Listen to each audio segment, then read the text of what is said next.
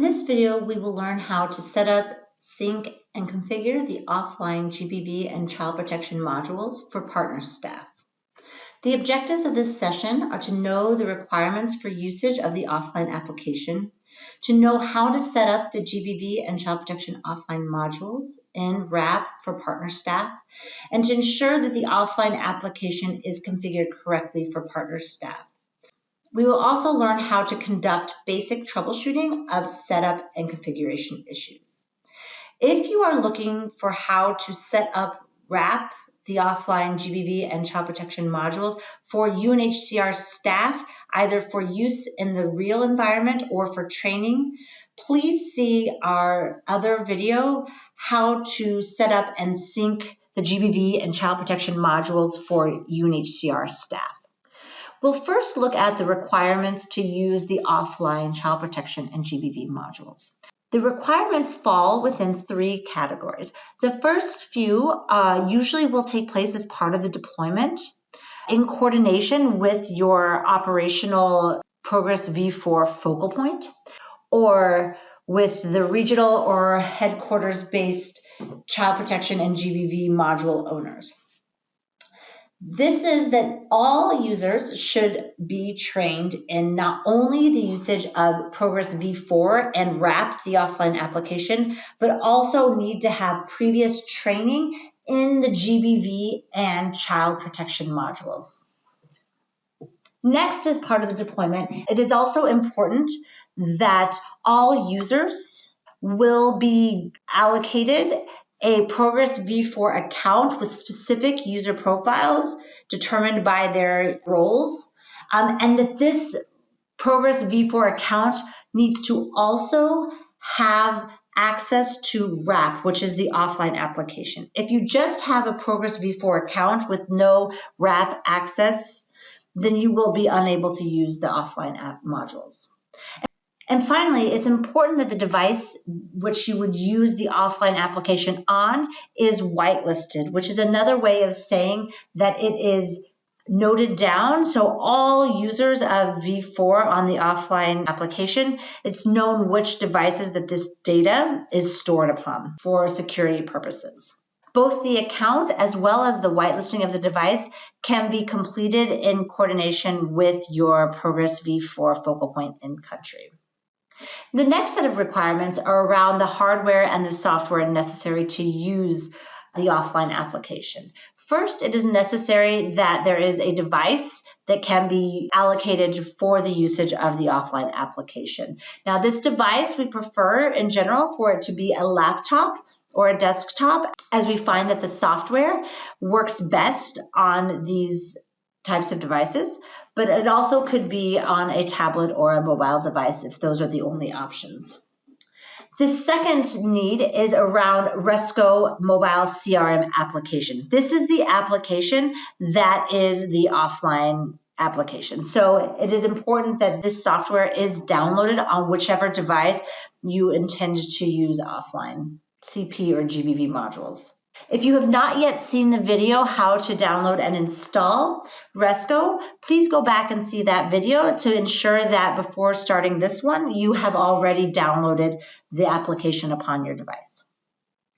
And finally, the issue of connectivity. While the CP and GBV offline modules are indeed offline, it is important that periodically there is the ability to have connectivity to allow for the syncing of the application to the online version of V4, and so that any data that is documented in the offline application can be updated in V4, and any updates and information on the online version of V4 can be synced and updated on the offline application. So once we've met these requirements, the next thing we're going to do is that we're going to show you how to actually set up your Resco so that it looks more like V4. Remember, this is again for the configuration of the offline application for partner users, both for training purposes as well as for documenting real case management into the system. So at this point, you should have already downloaded the Resco mobile CRM. And when you do so, you should see a pop-up box such as this. So what you're going to do as a partner user, you will go here and you will click skip and use demo data. If something like this pops up, you're more than welcome to fill it out, but I'm going to go ahead and skip it. And it will take me to a list. So this is what an unconfigured version of mobile CRM looks like. You'll notice on the left here, there are a list of options. These do not align to what you would see in V4. We don't have leads or opportunities, etc. So what I would ask you to do is you will go to Setup and click on Setup. And what you need to do is you will need to go all the way down to where you'll see under Advanced, it will say Home Realm. And in this area, you are going to add in a new home realm, and that will be https://ext-1.6.unhcr.org. Okay, so I'll leave that there. And so you will see it's https://ext-16.unhcr.org. And once you've done that, you'll scroll back up to CRM, which is the very first one, and you will push Connect. Once you push Connect, now you will select Internal User, and a pop-up box such as this will show up. First, you'll notice it says User Mode. You will leave it as Standard User. If you are setting this up to use the module for actual case documentation, then you will put in the URL for the actual progress environment, which is https://progress1s.unhcr.org. https://progress1s.unhcr.org. This is the URL you would use for the real environment to document your real cases. If you are using this to log into the training environment for your initial training or for practice, you instead would put the URL for the training environment, which is https://progress-trn for training.unhcr.org. For either of those, you would go ahead and then you would enter in your username and your password as have been granted to you by the V4 focal point for your operation. So I am going to actually let's do this.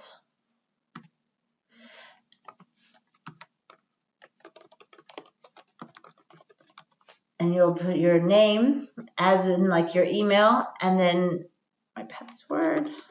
I will never tell. I recommend to save your password. That way you don't have to re-log in every time.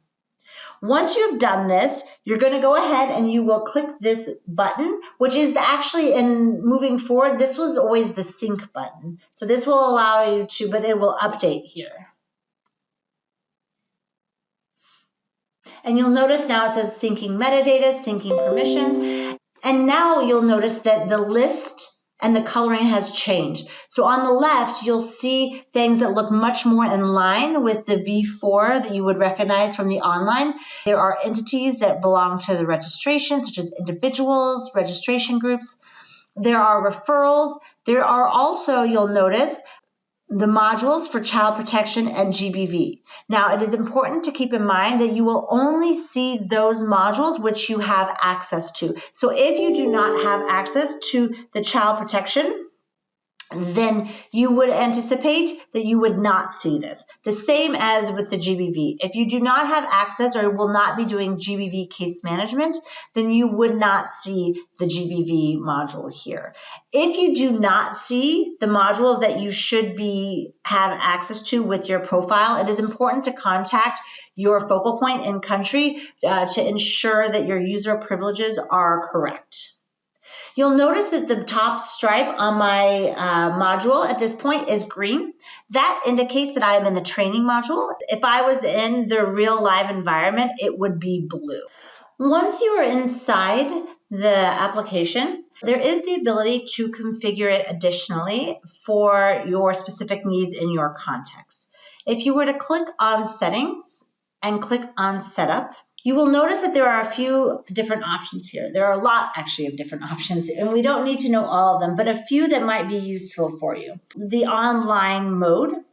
What this tells you is it tells you how often the client or the application is going to connect to the server. So if there is frequently connectivity to your online possibility, you can decide whether you want it to only sync when you do it manually, when you indicate, only when there's Wi-Fi available, or always. So whenever there's a connection that is available, then you want it to always try to update and sync. Or you could say never. So I tend to use manual for mine so that I can make sure that it will only update and sync when I want it to. Other important things are auto sync. This is to ensure how often the data updates with the server. So you can determine whether you want this to be never, or on start, or on change, or on start and change. So this is really will, again, be dependent upon your needs and country around the level of connectivity and also on the amount of data that would be synced. What you'll notice is usually I had stopped mine to show you, but once you have set your settings, you'll start to see like text changing up here with different percentages, and you'll start to see swirling over here on the right. This all indicates that now you have not only set up your offline module, but you have started to sync, meaning that the data from the online version of V4 is now syncing and updating into your mobile application. Now, sometimes when we go to log in for the first time or set up our offline application, it doesn't always go smoothly. What you can expect sometimes is that there will be a few error messages. And so a few things to look out for if you do receive an error message is to make sure that you do go and you check the setup. Make sure that you are logged in as a standard user. Make sure that you, if as a partner, have changed the home realm to the URL that we gave earlier in this video. Double check for any typos. You might have noticed earlier in this video, I made a typo when I was typing progress. It's very easy to do. So make sure that you have all of your slashes and your backslashes and your colons and your spelling correct. Another issue that oftentimes causes problems is around the version. It is very important that you have the most updated RAP version or Resco CRM installed. If you do not, it can cause issues. So this is something you should do periodically, but also, especially on the first time you're using the application, it's important that you have the newest version. It's possible that if you've had to change in user access rights or a password, that might impact your ability to access it. So if your password has changed, you need to make sure you go in and update that, because if you remember, you have saved your password. So make sure that you go in and update that. If your user rights have changed, then you should notice that in terms of what you're able to access offline. Another issue, oftentimes you will see application locked or access denied. This can be either due to your user access rights or that the device you're trying to use to install the application on and use has not yet been whitelisted. If this is not done, then you would need to go and contact your focal point in country to assure that you have access. And the final one is that the offline application is intended to only be used with one user, meaning that each device would only be used for one offline application. So it's not possible for you to be able to move back and forth freely and easily between different users. And so that can also cause issues around synchronization and logging in. So it's important that when setting this up, you have the necessary devices to allow for those who need to use the system to be able to access the offline application. And that is how to set up and sync your offline application for partners. Thank you very much.